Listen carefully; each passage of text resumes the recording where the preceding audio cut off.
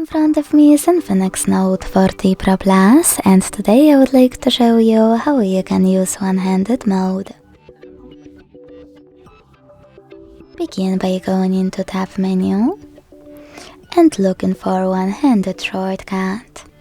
If you can't find it, select Add at the bottom.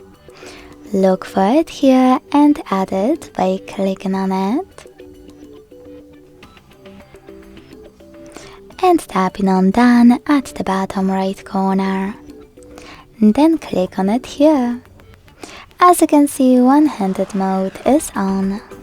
If you want to change placement of your tiny screen, use this icon on the left of one-handed mode or on the right. To go back, click on this X above this icon.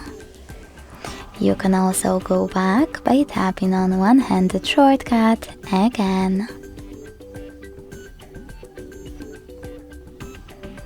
Thanks so much for watching. If you enjoyed this video, don't forget to leave a like, comment and subscribe.